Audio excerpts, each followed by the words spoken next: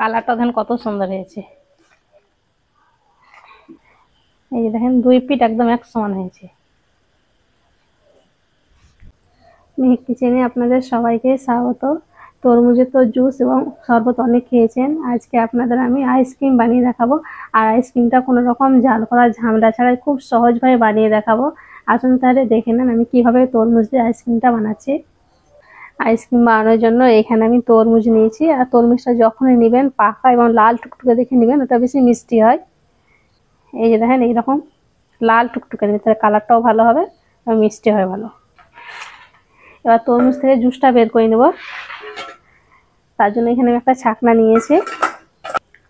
তরমুজ থেকে এবার জুসটা বের করে নেব, আর জুসটা বের করা খুবই সহজ, খুব সহজভাবে দেখিয়ে দিচ্ছি আপনাদের। মাঝের লাল অংশটা বেশি মিষ্টি হয়।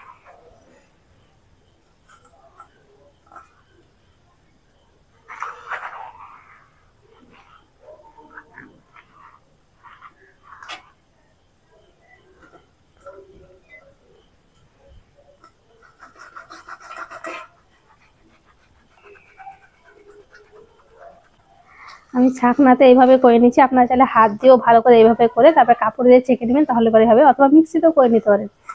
এই জুসটা বের করা খুবই সহজ।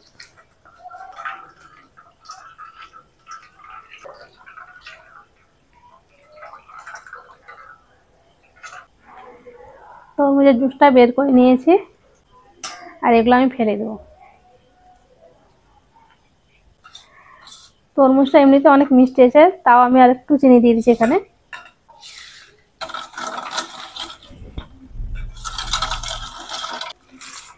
এইভাবে ঘুলে চেক করে নেবেন যে মিষ্টিটা ঠিকঠাক আছে কিনা। যদি কম মনে হয় তাহলে একটু চিনি দিয়ে দেবেন, তাহলে পরে হবে।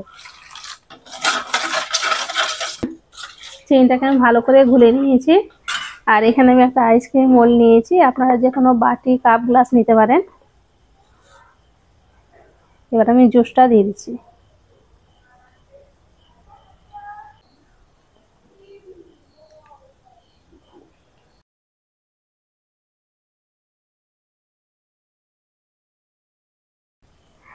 মোল্ডে আমি জুসটা ভালো করে ভরে নিয়েছি, আর এখানে আইসক্রিমের কাঠি নিয়েছি, কাঠিগুলো দিয়ে দেবো।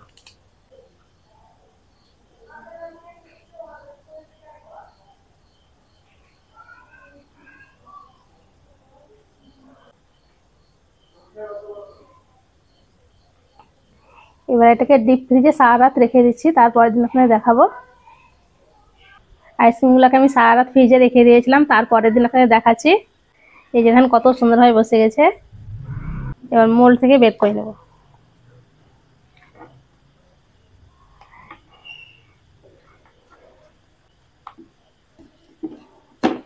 কালারটা দেখেন কত সুন্দর হয়েছে।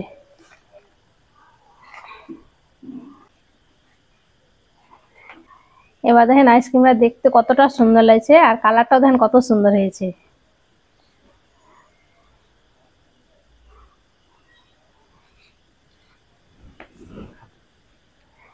এই যে দেখেন দুই পিঠ একদম এক সমান হয়েছে।